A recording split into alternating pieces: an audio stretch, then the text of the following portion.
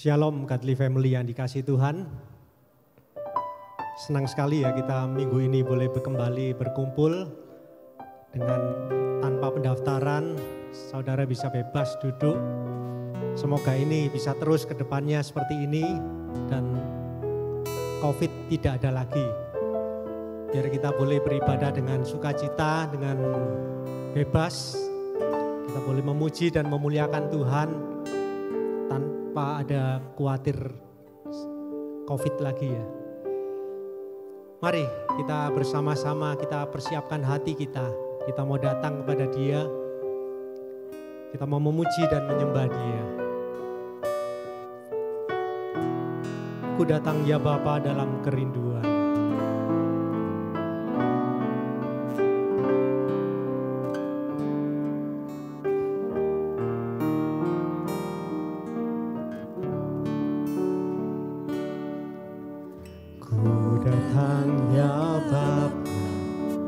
Dalam kerinduan memandang keindahan-Mu, ku berikan segalanya, semuanya yang ada. Ku ingin menyenangkan hati-Mu, oh Tuhan. Ku datang ya Bapa. Ku datang ya Bapa dalam kerinduan, memandang keindahan-Mu. Ku berikan segalanya, semuanya yang ada. Ku ingin menyenangkan hati-Mu, oh Tuhan. Jadikan aku indah yang Kau pandang mulia, seturut karya-Mu di dalam hidupku. Ajarku berharap hanya kepada-Mu, taat dan setia kepada-Mu, Tuhan. Ku datang ya Bapa.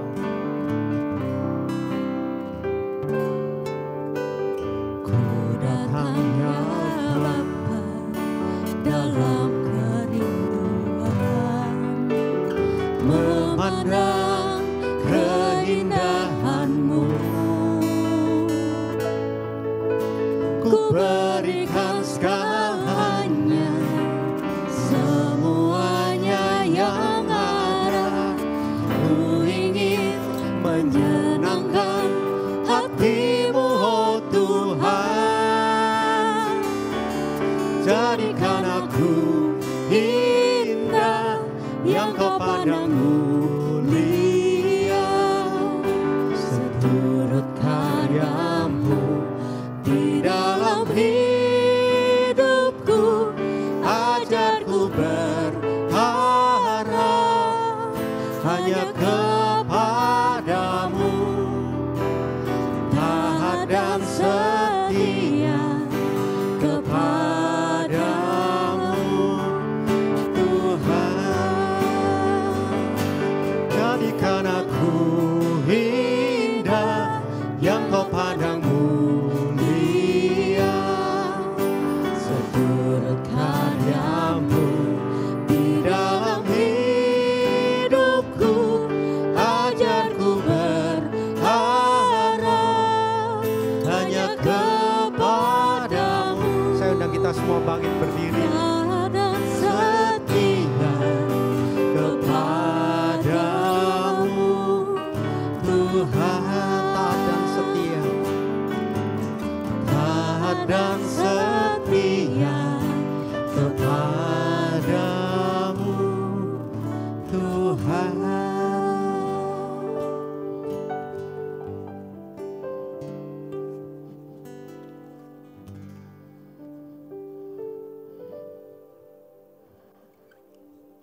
Shalom Godly Family, selamat datang beribadah pada minggu pertama dalam bulan Mei ini.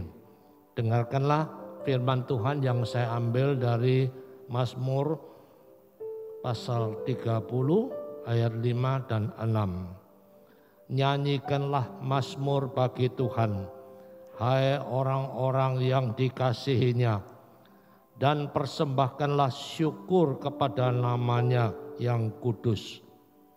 Sebab sesaat saja ia murka, tetapi seumur hidup ia murah hati. Sepanjang malam ada tangisan, menjelang pagi terdengar sorak-sorai.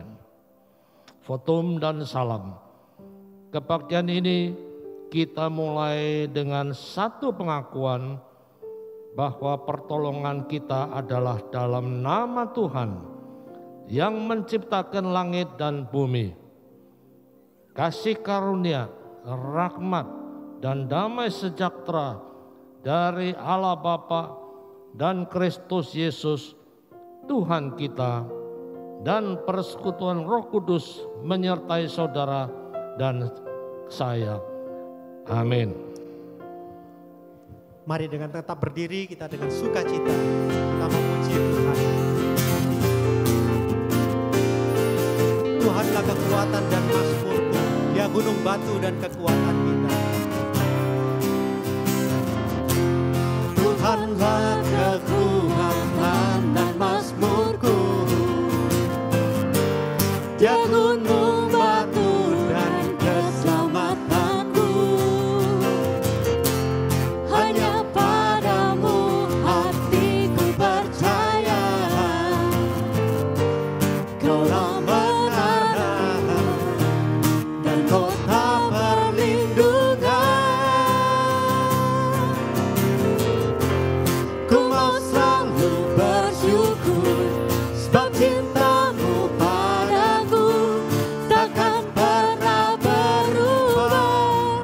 Hatiku percaya, walau bumi bergoncang, gunung-gunung beranjak, namun kasih setiamu tak pergi dariku. Tuhanlah kekuatan dan mazmurku.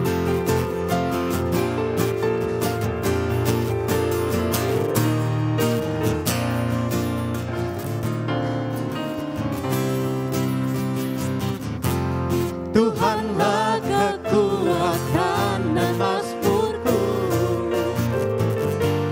Dia gunung batu dan keselamatanku. Hanya padamu hatiku percaya,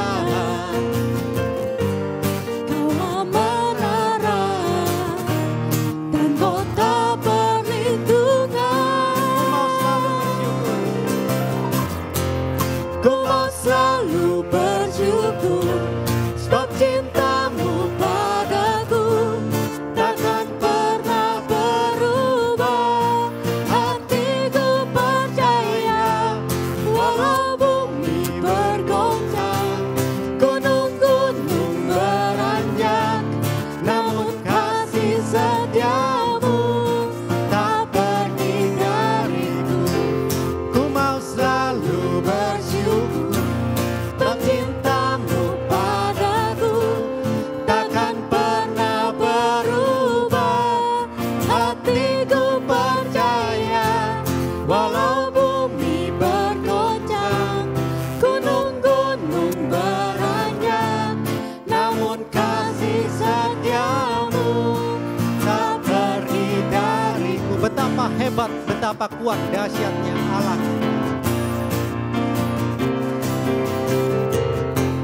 Betapa hebat, betapa kuat, dahsyatnya Allah kita. Dia berjaya atas semua perbuatannya. Betapa hebat, betapa kuat, dahsyatnya Allah kita. Dia ternama Yesus Raja segala raja, Tuhan Allah kita.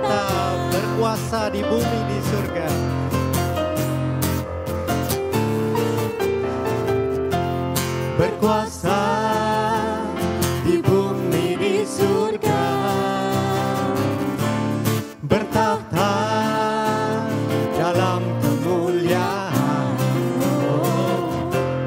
Dialah Tuhan Allah kita, namanya berkuasa membebas umatnya. Betapa hebat, betapa kuat, dahsyatnya Allah kita.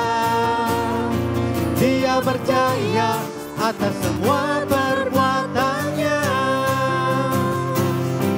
Betapa hebat, betapa kuat, dahsyatnya Allah kita.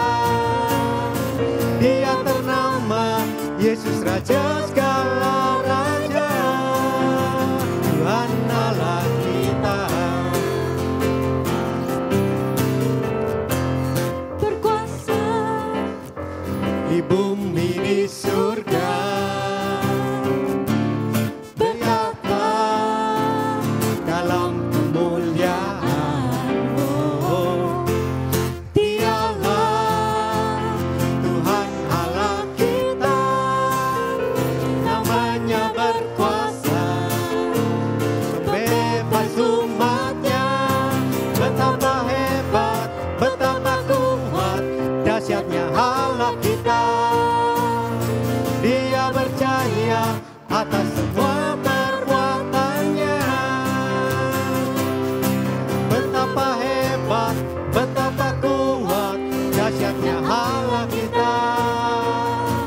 Dia ternama Yesus Raja segala raja, Tuhan Allah kita. Jemaat dipersilakan duduk. Dialah adalah Allah yang kuat, Allah yang menjadi sumber kekuatan kita.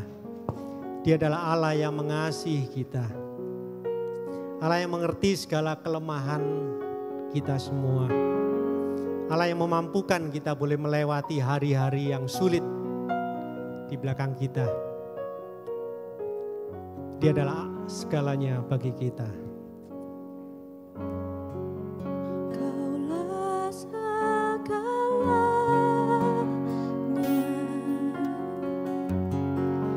di dalam hidupku.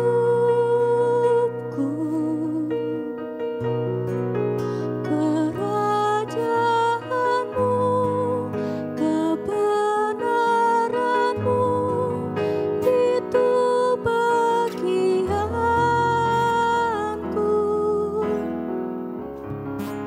Kaulah yang kupandang selama hidupku,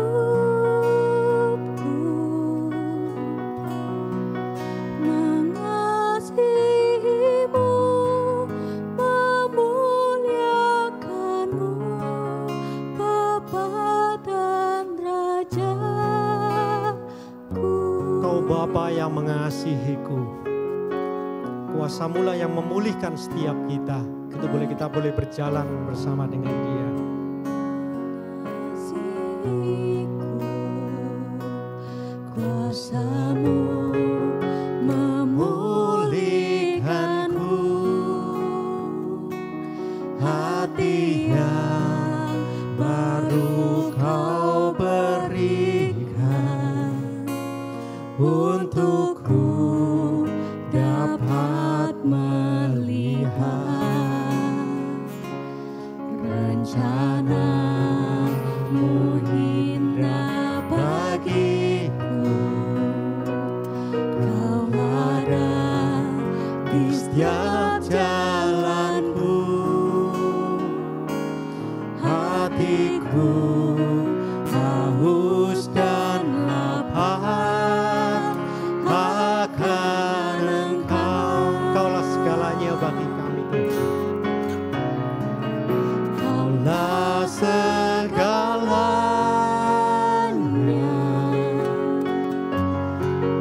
di dalam hidupku. Kerajaan-Mu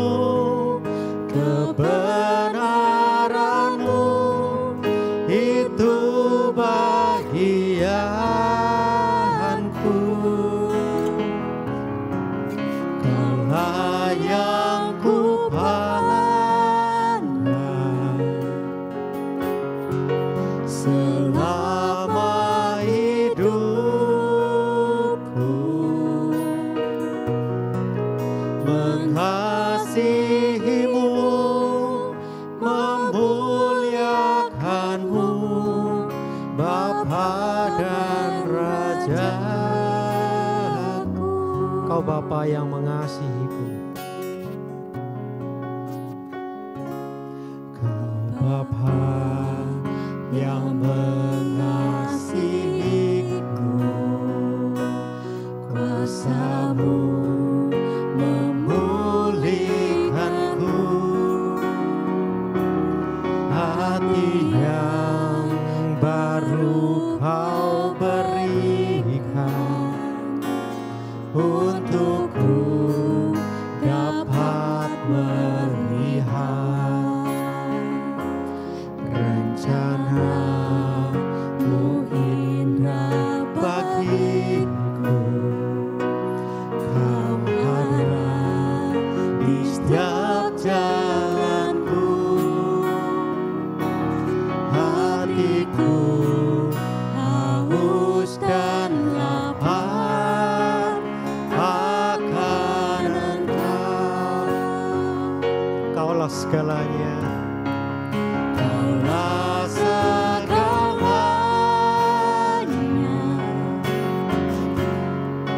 di dalam hidupku.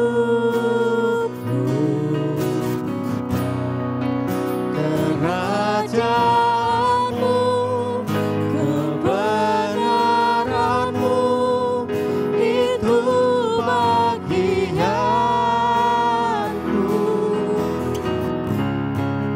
Kaulah yang kupandang selama hidupku. Mengasihi-Mu, memuliakan-Mu, Bapa dan Rajaku.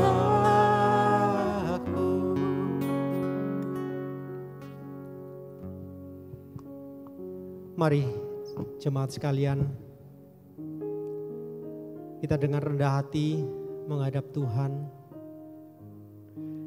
Kita tahu bahwa kita adalah manusia penuh dengan dosa. Bahkan seringkali tanpa sengaja pun seringkali kita berdosa kepada Tuhan ataupun kepada sesama kami.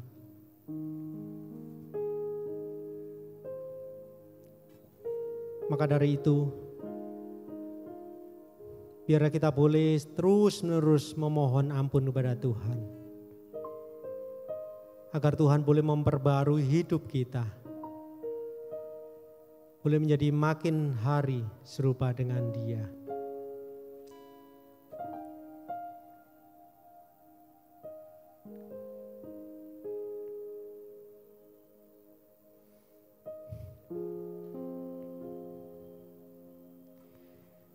Ya Bapa yang mengasihi kami, pada hari ini kami datang dengan segala dosa-dosa kami yang sering kami lakukan, baik itu sengaja maupun tidak,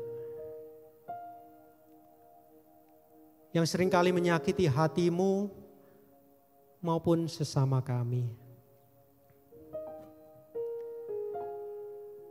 Kiranya oleh belas kasih-Mu kami boleh diampuni, untuk kami makin hari boleh menjadi semakin serupa dengan Engkau. Inilah doa dan permohonan kami. Di dalam nama Tuhan kami Yesus Kristus, yang telah mati di atas kayu salib bagi kami, orang-orang berdosa. Kami berdoa. Amin. Berita anugerah yang boleh kita bawa pada hari ini terambil dari kitab Yohanes pasal yang 3 ayat yang 16. Karena begitu besar kasih Allah akan dunia ini, sehingga Ia telah mengaruniakan anaknya yang tunggal, supaya setiap orang yang percaya kepadanya tidak binasa, melainkan beroleh hidup yang kekal. Mari kita meresponi berita anugerah ini dengan membarui komitmen kita di hadapan Tuhan, yang terambil dari Markus pasal yang ke-12 ayat yang ke-30. Kita bersama-sama membacakannya. Kasihilah Tuhan Allahmu dengan segenap hatimu dan dengan segenap jiwamu dan dengan segenap akal budimu dan dengan segenap kekuatanmu. Ketika kita menyadari bahwa hidup kita sudah ditebus oleh darah yang mahal di atas kayu salib, sudah sepatutnya bagi kita untuk boleh hidup menyenangkan hati Tuhan. Menjadikan Tuhan sebagai prioritas dalam hidup kita. Biar kita boleh menyenangkan hati Tuhan. Tuhan, ku mau menyenangkan-Mu. Biar lagu ini boleh menjadi doa kita kalau kita ingin menyenangkan hati Tuhan.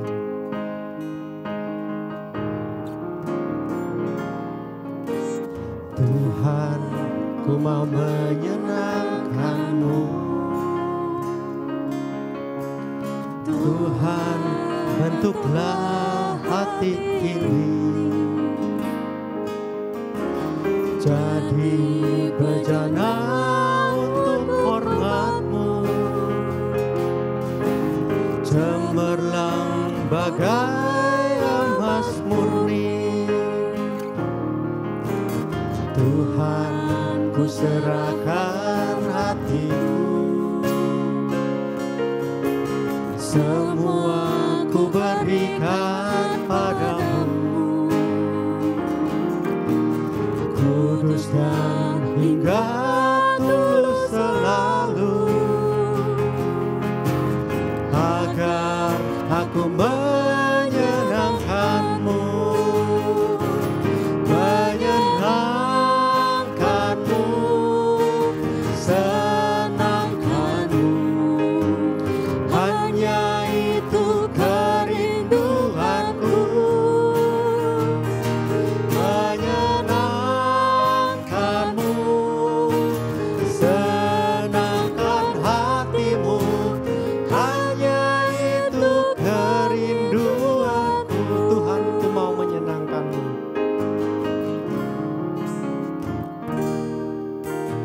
Tuhan, ku mau menyenangkan-Mu. Tuhan, bentuklah hati ini jadi bejana untuk hormat-Mu, cemerlang bagai emas murni. Tuhan, ku serahkan hatiku, semua ku berikan padamu.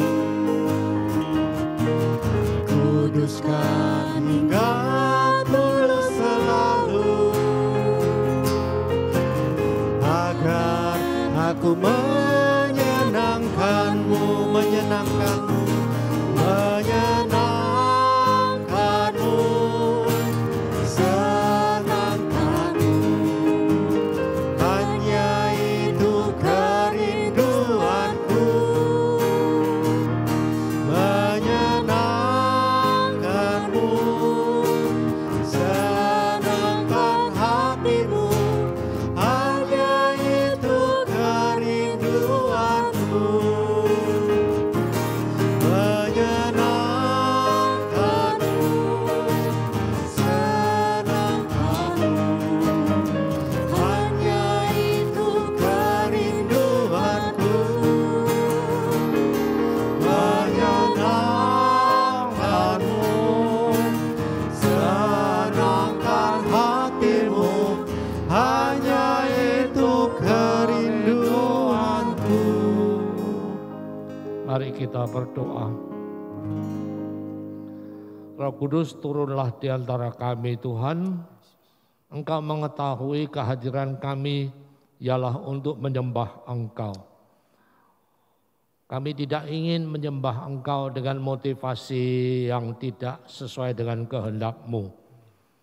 Oleh karena itu kiranya Roh Kudus membantu kami agar kami boleh menyembah Engkau di dalam roh dan kebenaran. Sebentar kami akan membaca firman-Mu. Bantulah kami untuk mengerti isi hati-Mu. Terima kasih Tuhan. Dalam nama Yesus kami berdoa. Amin. Shalom saudara-saudara sekalian.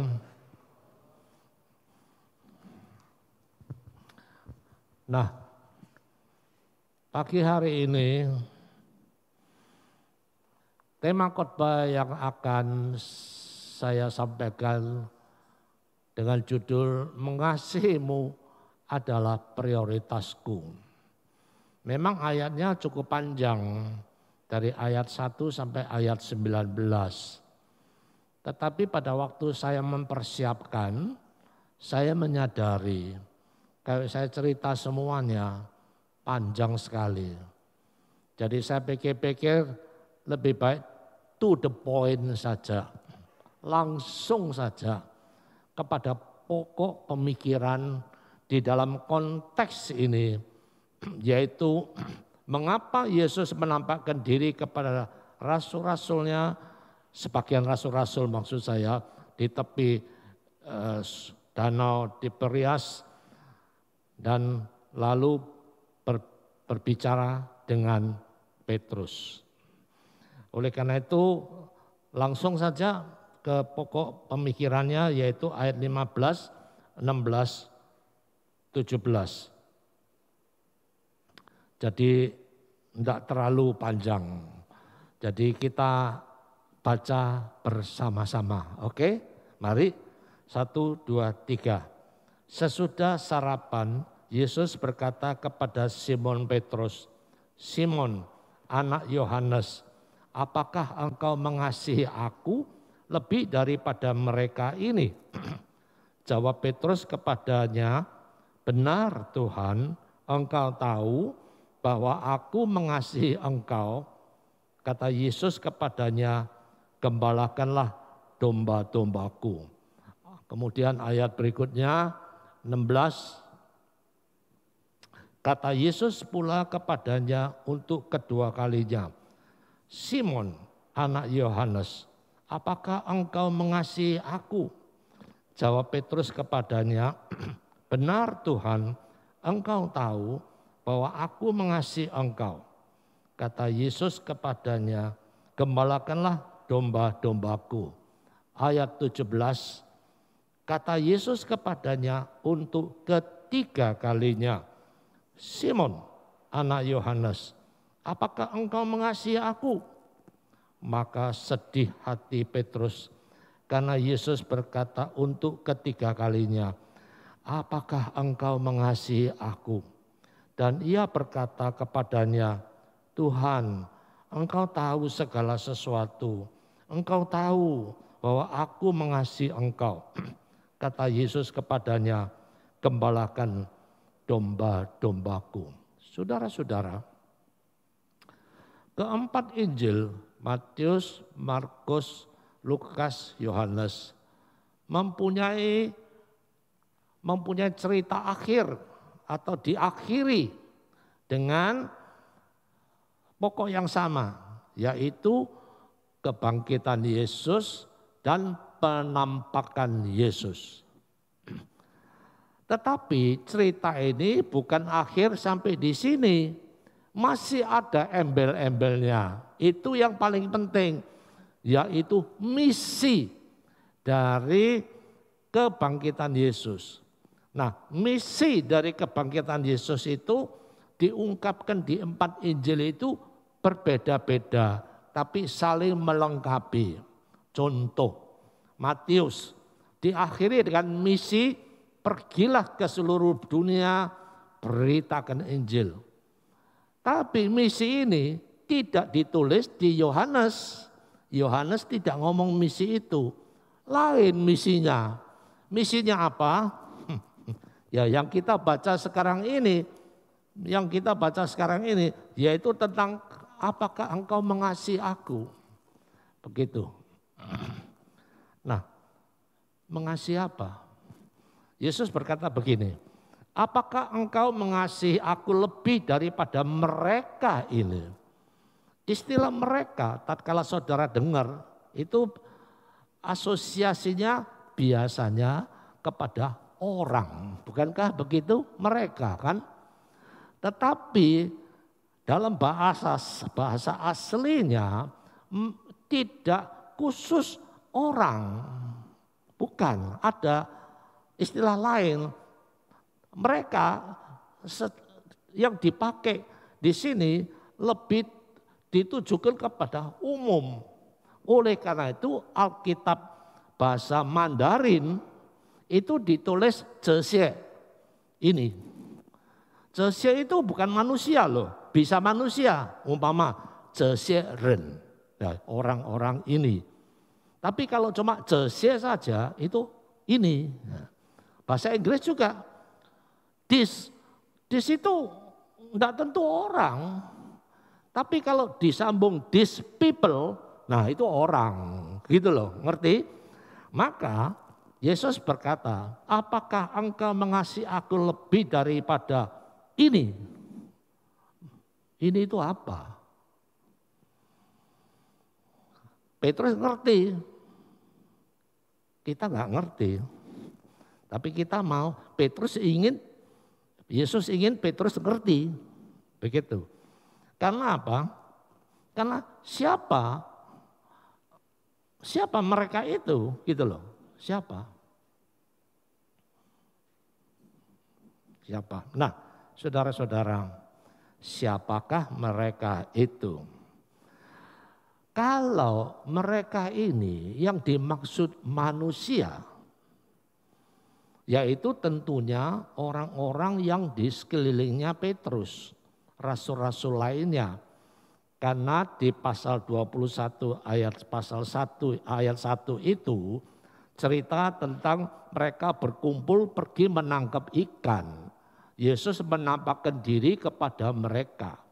Kalau Yesus bilang, "Hai Petrus, apakah engkau mengasihi aku lebih daripada mereka ini?" Yaitu rasul-rasul lainnya. Saudara kira Petrus bisa menjawab apa? Malu. Karena apa? Barusan saja Petrus itu menyangkal Yesus 3 kali. Sekarang ditanya sama Yesus, Petrus, kamu mengasihi aku enggak? Petrus bisa jawab, aduh sorry Yesus, aku ini malu loh. Barusan kemarin aku menyangkal engkau 3 kali. Kalau dibandingkan dengan teman-temanku ini, aku ini malu. Mereka enggak menyangkal kamu. Aku yang menyangkal kamu. Mana Petrus berani ngomong aku mengasihi kamu? Tentu enggak berani. Tapi Petrus jawabnya enggak. Iya benar, Yesus aku mengasihi engkau. Nah berarti di pikirannya Petrus tahu bahwa pertanyaan Yesus itu bukan membandingkan Petrus bersama dengan kawan-kawan lainnya. Jadi mereka di sini bukan ditujukan kepada manusia, kepada yang lain. Yang lain itu apa, saudara-saudara? Yang lain itu apa? Nah, apakah engkau mengasihi aku lebih daripada ini? Aku dibandingkan yang ini, kamu mengasihi lebih banyak yang mana? Lah, yang ini apa? Saudara-saudara. Petrus pernah 3 kali menyangkal Yesus. Pertanyaan-pertanyaan Yesus ini ingin memulihkan Petrus dari sakit hatinya, kecewanya, sedihnya, ingin dipulihkan. Maka Yesus tanya sama Petrus, engkau mengasihi aku daripada ini? Petrus tahu, iya, aku pernah menyangkal engkau 3 kali. Aku pernah menolak engkau. Jangan pergi ke Yerusalem, jangan mati di atas kayu salib. Engkau adalah Mesias, tidak boleh mati. Engkau harus menjadi raja, melepaskan kita dari cengkeraman bangsa Romawi. Itu pikirannya Petrus. Nah, inilah yang Yesus ingin menekankan kepada Petrus. Engkau mengasihi aku dari ini pikiranmu. Pikiranmu tentang aku. Kamu anggap aku ini siapa? Kamu tidak ingin aku, kamu tidak ngerti misiku kah? Misiku ini adalah untuk menyelamatkan manusia. Mati demi dosa-dosa manusia. Kamu mencintai aku yang ini? Atau kamu mencintai aku yang kamu pikir? Lah kamu yang pikir itu apa? Yaitu supaya saya jangan mati. Supaya saya tidak disalib. Gara-gara saya tidak mau nurut pikiranmu, engkau menyangkal aku 3 kali. Nah sekarang kamu bandingkan, kamu cinta aku yang cinta misiku atau cinta pikiranmu. Saudara-saudara, kalau saya ingin jelaskan, contoh seperti sekarang saya tanya kepada saudara. Dalam pikiran saudara, Yesus yang kau cinta itu Yesus yang bagaimana? Zaman sekarang banyak orang Kristen kepinginnya apa? Yesus yang memberi berkat kepada saya, blessing, kasih blessing pada saya, kasih happy kepada saya, kasih mujizat kepada saya. Itu pikiranmu tentang Yesus. Tapi misi Yesus untuk mati di atas kayu salib, kamu cinta aku enggak? Kalau dibandingkan, kamu pilih yang mana? Ada enggak gereja namanya? Gereja menyangkal diri. Gereja ikut disalib Yesus. Tidak ada. Karena itu pikiran manusia.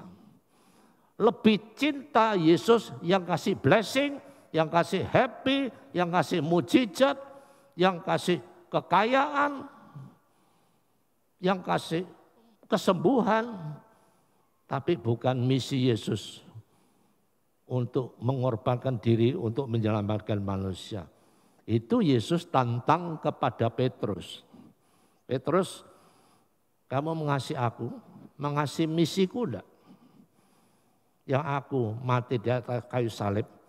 Pada waktu aku mati di atas kayu salib, kamu di mana? Menyangkal dan lari, ya toh? Kamu masih enggak ingin menerima kenyataan dan fakta. Aku ini sebetulnya datang ke dunia misinya apa? Kamu cinta enggak misiku ini? Tapi bersyukur Petrus sudah bertobat. Ya maka dia jawab, iya. Iya. Oleh karena itu pertanyaan kedua dan ketiga daripada Yesus tidak lagi ditanya apakah engkau mengasihi aku lebih daripada mereka ini. Enggak. Cuma bertanya apakah engkau ingin mengasihi aku. Karena Yesus ingin membawa Petrus maju ke pokok yang lebih penting. Pokok yang lebih penting. Apa yang lebih penting itu?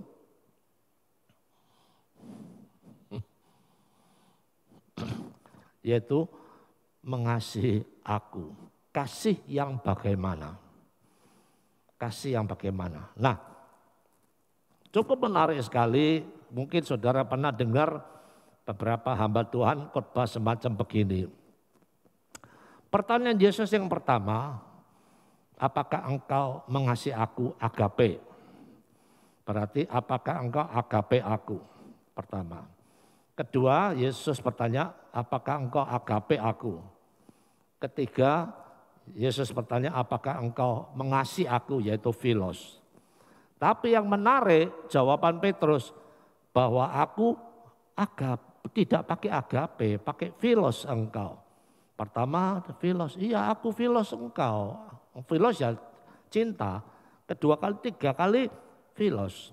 Nah, saudara, kalau saya berhenti sampai di sini, mungkin ada orang menafsirkan begini, iya, agape itu cinta yang lebih tinggi, cinta ilahi, cinta pengorbanan.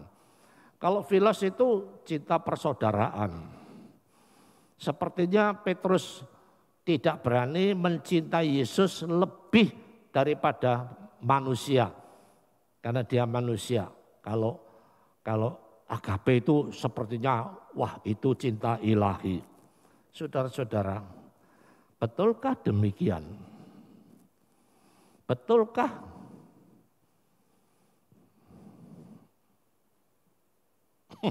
Ini baterainya mungkin habis ini. Dibantu aja. Betulkah jika cinta atau kasih itu macam-macam? Seolah-olah Yesus berkata demikian. Ya sudahlah Petrus, kalau aku tanya sama kamu agape aku, kamu jawabnya filos. Ya sudahlah, kalau kamu tidak bisa mengasihi aku dengan kasih ilahi, kasih pengorbanan, ya sudah kamu pakai kasih yang manusia saja, kasih yang lebih rendah. Saudara-saudara, memang kasih itu ada beda-bedanya. Kita mengasihi Tuhan itu ada beda-bedanya. Saudara-saudara, sebetulnya kita harus kembali kepada percakapan antara Yesus dengan murid-muridnya pada waktu itu atau waktu sebelum Injil ditulis.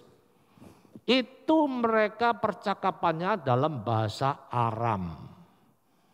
Bahasa Aram itu ya bahasa kuno, bahasa yang agak pasaran gitu loh. Contohnya seperti bahasa Indonesia dan bahasa Surabaya. Saya tanya sama saudara, yang ada bahasa Surabaya lebih dulu atau bahasa Indonesia yang lebih dulu? Bahasa Surabaya yang lebih dulu. Bahasa Indonesia itu belakangan. Setelah merdeka ada satu bangsa, satu bahasa. Dulu bahasanya belum satu, sekarang disatukan yaitu bahasa Indonesia. Yang sebelumnya itu bahasa ya Surabaya itu. Nah Aram itu adalah bahasa Surabaya.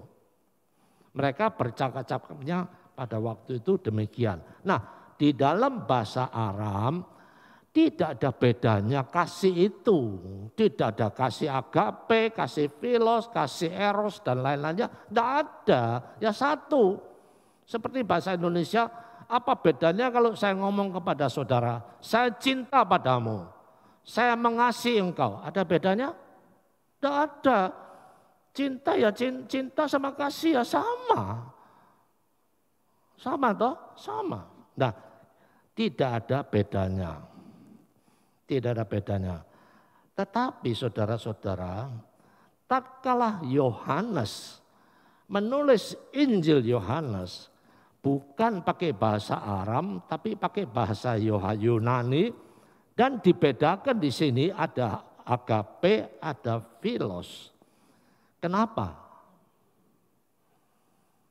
Karena Yohanes ingin supaya orang-orang Yunani yang ngerti bahasa Yunani itu tahu bahwa sebetulnya kasih itu tidak ada bedanya. Baik itu agape, baik itu filos itu tidak ada bedanya. Tidak ada bedanya. Tetapi bahasa Yunani terpaksa dibedakan. Ada bedanya. Yunani itu ada bedanya. Tetapi Rasul Yohanes supaya orang Yunani itu dibeda-bedakan. Jangan dibeda-bedakan. Maka apa alasannya? Apa alasannya? Begini. Yesus tanya sama Petrus, engkau agape aku? Kalau dibedakan ya, agape itu kasih ilahi, kasih yang suci, kasih yang Tuhan. Sebetulnya dalam bahasa aslinya, bahasa kunonya Yunani, agape itu bukan khusus untuk Tuhan ya, bukan khusus untuk Tuhan, untuk umum, yaitu kasih pengorbanan. Tetapi dalam Alkitab sering dikaitkan dengan Tuhan. Jadi ada orang salah kaprah. Kalau itu dibedakan, agape itu kasih ilahi. Yesus tanya sama Petrus, Petrus, engkau agape aku. Waduh, aku ditanya sama Yesus kasih agape, kasih ilahi. Petrus gemeter. Oh, jangan Tuhan, aku tidak sanggup mengasihi engkau dengan kasih ilahi. Aku sanggup mengasihi engkau dengan kasih manusia saja, philos. Tapi Petrus tidak menjawab begitu. Dia jawab apa? Benar. Benar Tuhan. Apa yang kamu bilang agame benar. Aku mengasihi engkau. Tapi dia jawabnya pakai philos.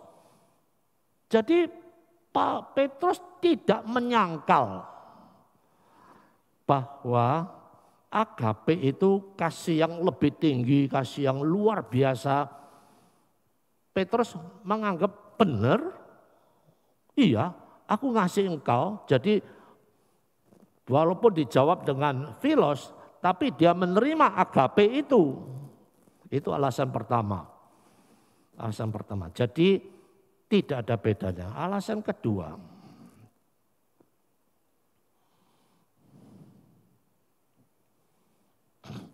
dalam Yohanes pasal 15 ayat 12. Inilah perintahku, yaitu supaya kamu saling agape. Seperti aku telah agape kamu. Kalau agape itu diartikan kasih ilahi, kasih yang kudus, kasih yang luar biasa, bisa enggak manusia mengasihi? Enggak bisa. Bisa enggak? Enggak bisa. Enggak bisa. Tapi enggak ada bedanya agape dan philos. Makanya Yesus tidak ingin mempersulit manusia. Kamu agape ya satu sama lainnya ya. Aduh Tuhan jangan Tuhan. Saya tidak sanggup kalau Tuhan minta saya mengasihi dengan kasih pengorbanan, kasih ilahi.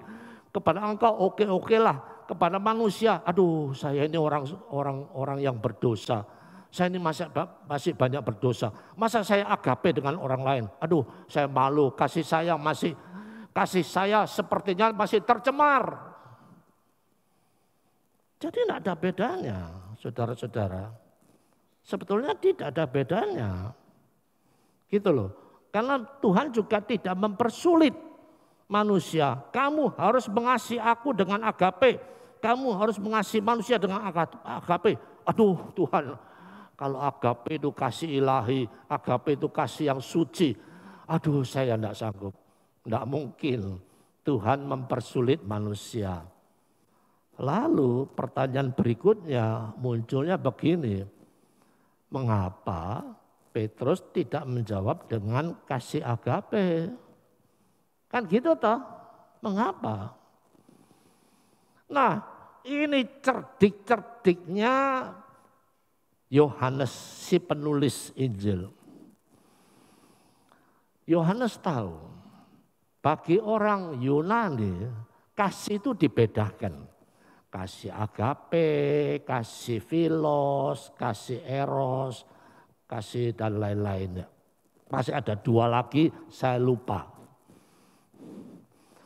Kalau itu dibedakan, Yohanes bilang, oke dah, kamu orang-orang Yunani, Kristen Yunani, kalau kamu ingin ngotot membedakan kasih agape, kasih eros, saya mau tanya sama kamu, oke lah kalau kamu anggap kasih agape itu tidak sanggup, karena itu kasih ilahi, kasih yang suci, kasih philos, oke dah, bisa enggak kamu dengan kasih duniawi, kasih yang lebih rendah itu mengasihi Tuhan?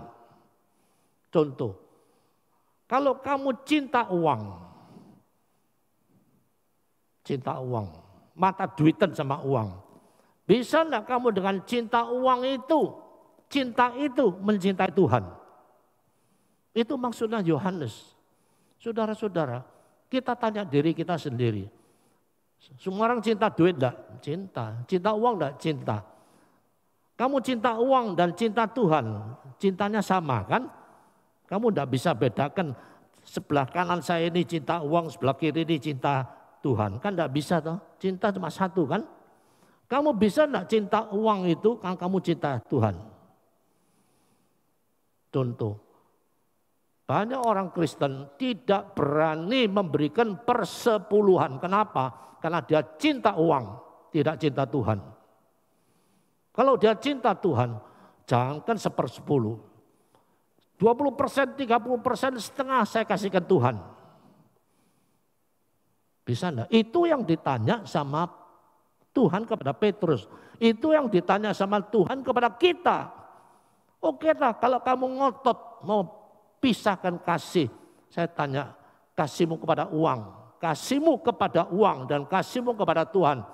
Mana yang lebih besar, mana yang lebih bobotnya lebih tinggi? Saudara-saudara, kamu cinta pada pacar. Bisa enggak kamu cinta pacar juga cinta Tuhan? Ada orang bilang, sorry aku hari ini enggak ke gereja. Karena aku dijak pacarku pergi luar kota. Maaf saya enggak ke gereja. Kamu cinta pacar atau cinta Tuhan?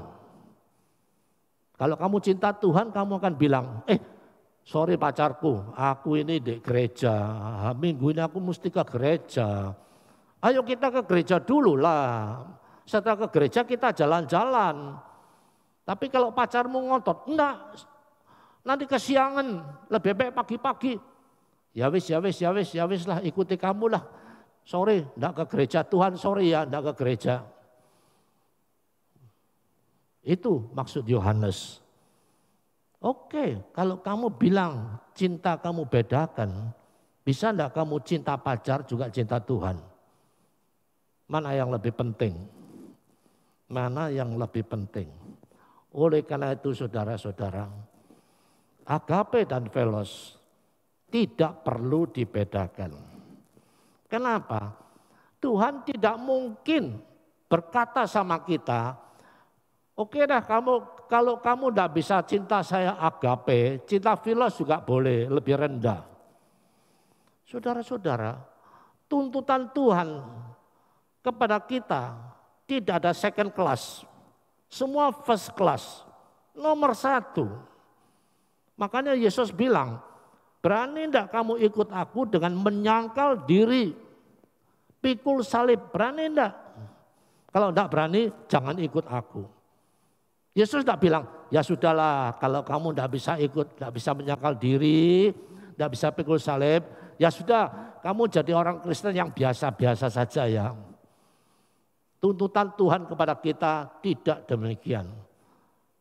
Tuhan minta kita the best, yang paling baik kasihkan Tuhan.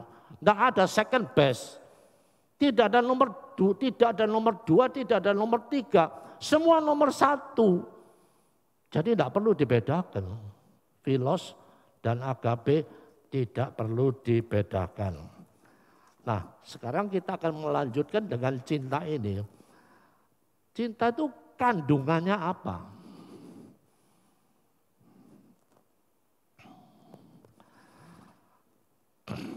Petrus sedih karena ditanya sama Yesus 3 kali.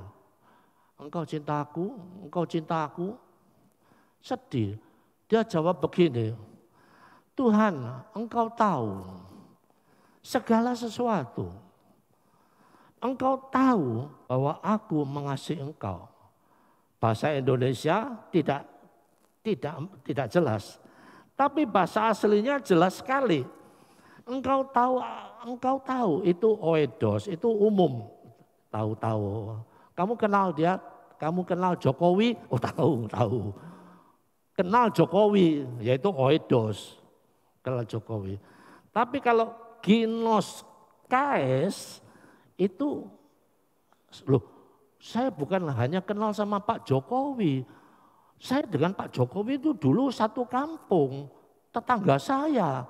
Dari kecil tuh kita kenal, sudah akrab. Apa senangnya Jokowi saya tahu. Jokowi juga tahu saya ini apa senangnya. Kita ini kawan baik. Nah inilah yang disebut ginos kais. Petrus bilang, Tuhan Masakan engkau tidak merasakan aku ini sungguh-sungguh cinta engkau? Kamu tidak merasakan kah? Itu sedihnya Petrus. Sedih. Dia sudah bertobat. Pada waktu dia menyangkal Yesus 3 kali. Lalu ayam berbunyi kok, kaget dia. Aduh, dia pergi nangis setengah mati. Bertobat. Tuhan, kamu tidak merasakan saya sudah bertobat. Saya sungguh-sungguh bertobat Tuhan. Saya sungguh-sungguh mengasihi engkau Tuhan.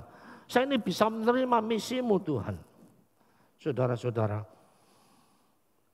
kalau saya tanya sama saudara, saudara cinta Tuhan?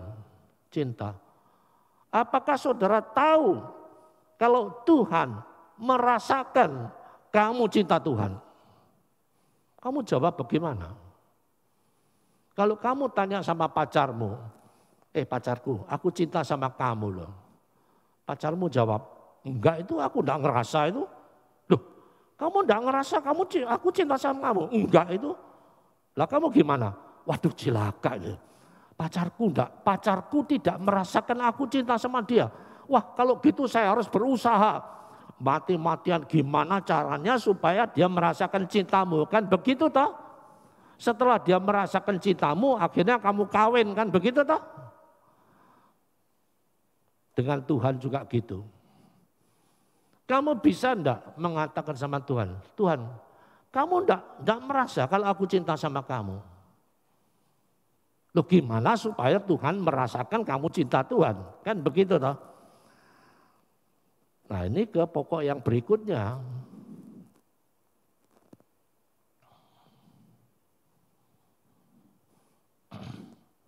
Itu bagaimana berikutnya? Ada satu tindakan. Kalau kamu kepingin kawin sama pacarmu, kamu harus ada tindakan. Entah mengundang dia makan, entah ngajak dia jalan-jalan, entah belikan dia baju, entah apa. Gitu kan, itu kan tindakan. Nah tindakan kita kepada Tuhan. Tuhan tahu, ya. Kepada Petrus, Petrus kamu ingin aku merasakan kau cinta aku cinta kamu toh? Oke, lakukan hal ini.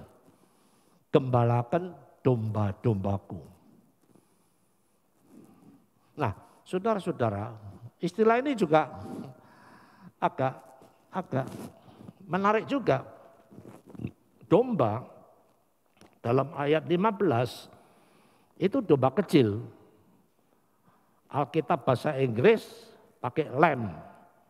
Alkitab bahasa Mandarin pakai xiao yang. Domba kecil. Tetapi ayat 16 dan 17 domba itu istilahnya lain. Domba dewasa. Makanya di dalam Alkitab bahasa Inggris disebut sheep. Alkitab bahasa Mandarin disebut yang. Tidak ada xiao-nya. Artinya baik domba besar, baik domba kecil, gembalakan. Nah, tetapi pada waktu Yesus bilang gembalakan juga pakai dua istilah yang berbeda. Ayat 15 dan 17 itu gembalakan itu artinya kasih dia makan. Makanya dalam bahasa Alkitab bahasa Inggris feed, kasih dia makan. Dalam bahasa Alkitab bahasa Mandarinnya wei yang, suap dia makan. Lalu ayat 16-nya gembalakan itu ya bahasa Inggrisnya, Alkitab bahasa Inggrisnya take care, perhatikan domba-dombaku. Dalam bahasa Alkitab bahasa Mandarinnya mu yang, gembalakan, urusin domba-dombaku. Keduanya penting. Jadi Yesus bilang sama Petrus, oke, kamu mau aku merasakan kamu sungguh-sungguh cinta aku ya. Oke, gembalakan dombaku. Baik domba-domba yang besar, domba-domba yang kecil, atau kalau istilah zaman sekarang jemaat yang dewasa, jemaat yang tua, jemaat yang kecil, jemaat yang kaya, jemaat yang miskin. Gembalakan, perhatikan mereka, bila perlu kasih makan mereka, baik makan jasmani, baik makanan rohani. Perhatikan mereka itu, saudara-saudara. Kalau kita melakukan hal ini, Yesus merasa, iya kamu sungguh-sungguh cinta aku. Sebagai kesimpulan, kepada Petrus, Yesus bilang, sebelum kamu menggembalakan, perlu ada kasih. Syarat seorang gembala memang penting. Apakah S1, S2, S3, berpengalaman apa, itu memang penting. Tetapi tidak boleh tidak ada kasih. Itu yang Paulus bicara sama Petrus. Kepada kita,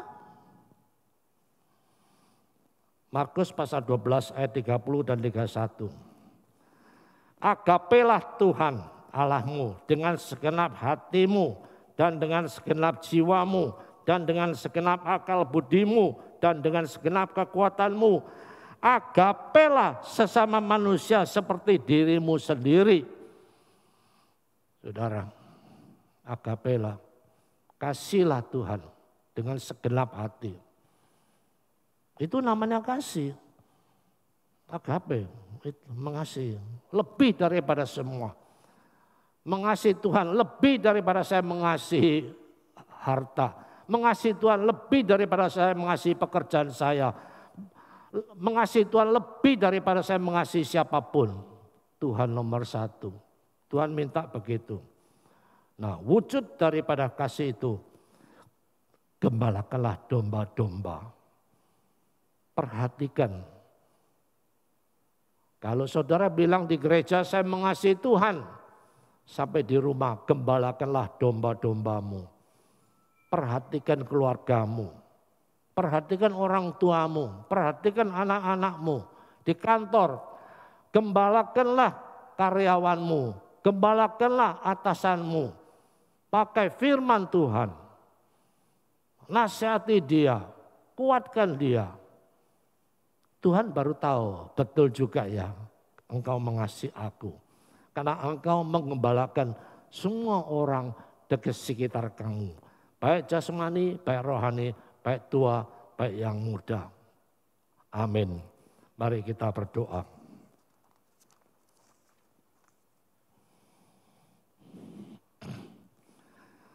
Ya Tuhan, kami mengaku seringkali kami gagal mengasihi Engkau dengan sungguh-sungguh.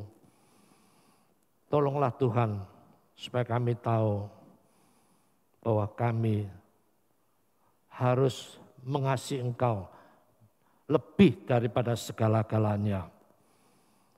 Ajarilah kami Tuhan, peduli kepada orang-orang di sekeliling kami, supaya kami bisa menggembalakan mereka, membantu mereka, baik secara jasmani, baik secara rohani, agar Tuhan Engkau merasakan bahwa kami sungguh-sungguh mencintai Engkau.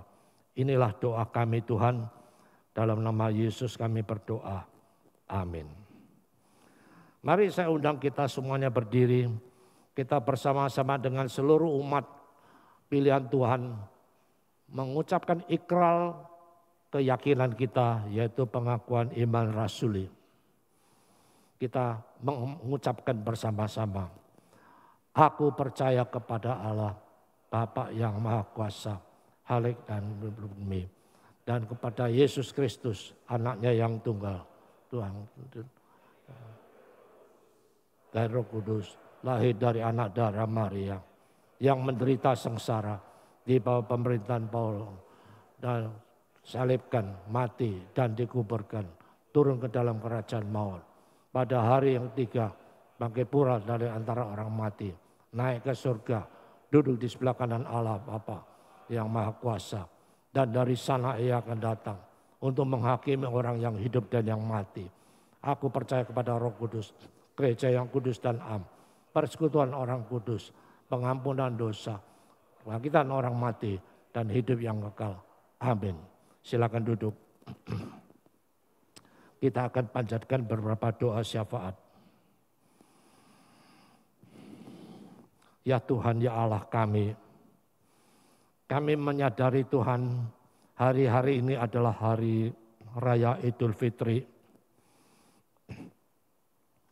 Kami berdoa bagi mereka-mereka yang hilir mudik, lindungilah mereka Tuhan, agar mereka di dalam perjalanan tetap selamat. Kami juga menyadari Tuhan, dengan kepadatannya hilir mudik ini, jangan sampai virus COVID itu menjalar lagi, meluas lagi. Belas kasihanlah kepada kami bangsa Indonesia, yang mana sudah kami berjuang mengatasi menjalarnya COVID ini, sudah menurun begitu baik. Tuhan, jangan sampai nanti meledak lagi. Berbelas kasihanlah pada kami Tuhan. Kami juga berdoa bagi jemaat-Mu selama liburan panjang ini, baik ada yang luar kota, baik ada yang di dalam kota. Lindungilah kami Tuhan, supaya kami boleh menikmati hari libur ini dengan selamat dan dengan sukacita. Terima kasih Tuhan. Kami berdoa Tuhan, sekiranya peperangan Rusia dan Ukraina ini boleh cepat dihentikan. Jangan sampai korban jiwa bertambah-tambah terus dan ekonomi dunia makin kacau balau. Hanya Engkau yang bisa menghentikan peperangan ini. Berbelas kasihanlah kepada dunia kami ini Tuhan. Terima kasih Tuhan. Berkatilah jemaat-Mu yang hadir ini. Apapun persoalannya yang mereka alami, tolonglah tatkala mereka berdoa, lepaskanlah beban-beban mereka, sembuhkan sakit-sakit mereka, berkati usaha-usaha mereka, agar mereka boleh menikmati hidup dari hari ke hari. Terima kasih Tuhan. Berkatilah gereja-Mu Tuhan, selama 1 minggu ini banyak aktivitas yang berhenti. Tapi kiranya kepedulian satu sama lain, jemaat masih tetap berjalan. Agar kami saling mendoakan, saling peduli satu sama lainnya. Agar gereja-Mu boleh berkembang. Terima kasih Tuhan. Inilah doa kami yang kami panjatkan dalam nama Tuhan kami, Yesus Kristus. Amin. Amin.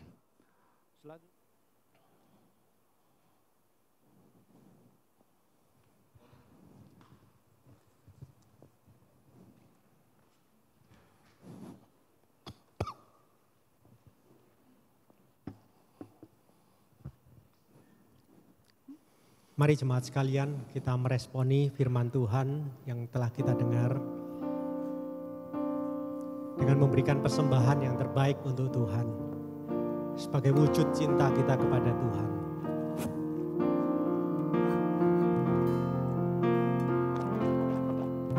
Ku naikkan syukur padamu Yesus, ku sembah sujud kepadamu Tuhan, di hadapan tata kemuliaan-Mu, ku tinggikan, ku agungkan selama.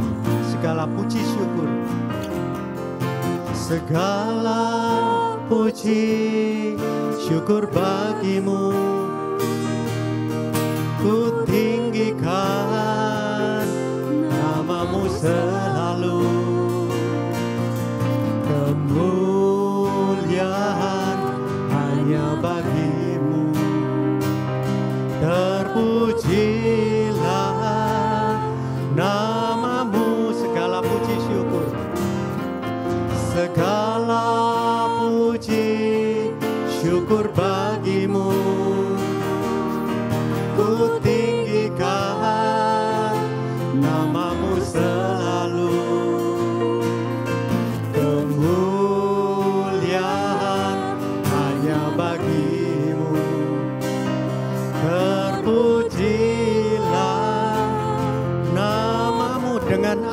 ku balas Tuhan segala kebaikan-Mu. akan ku Balas segala kebaikan-Mu. Segenap hatiku menyembah-Mu Yesus. Ku bersyukur padamu. Dengan apa kan ku balas segala kebaikan-Mu. Segenap hatiku menyembah-Mu Yesus. Ku bersyukur padamu. Dengan apa kan ku balas segala kebaikan-Mu. Segenap hatiku menyembah-Mu Yesus. Ku bersyukur padamu selamanya. Saya mengundang kita semua bangkit berdiri. Ya Tuhan, seperti lagu ini, dengan apa kami boleh membalas segala kebaikan-Mu Tuhan. Dengan kami boleh menggembalakan domba-domba-Mu, menyenangkan hati Tuhan.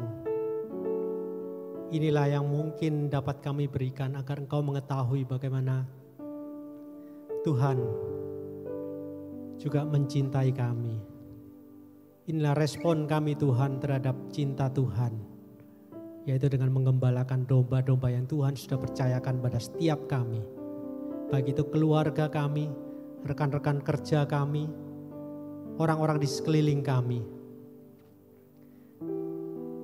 Dan pada hari ini Tuhan, Kau berikan kesempatan kepada kami untuk boleh memberikan persembahan. Tuhan, pakai persembahan ini Tuhan.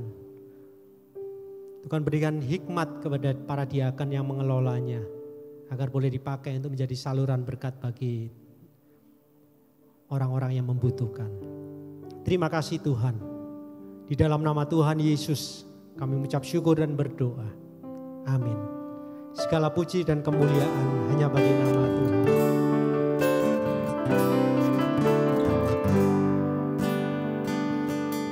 Puji Allah Bapa Putra,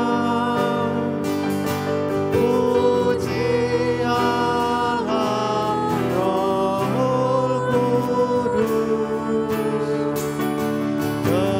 ketiganya yang esa. Pohon selamat sumber berkat.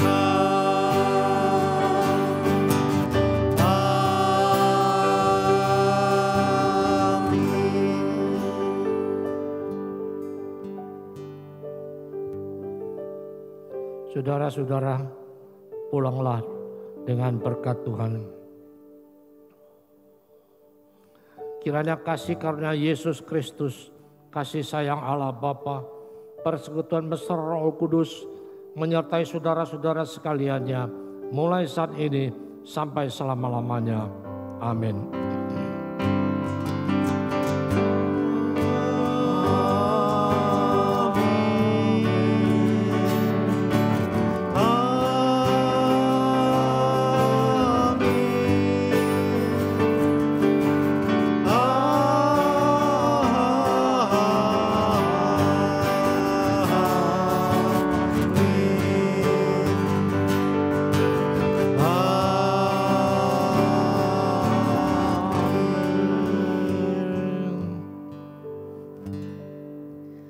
Jemaat dipersilakan duduk, doa teduh, ibadah selesai, dan ada sedikit warta yang bisa saudara saksikan di layar LCD.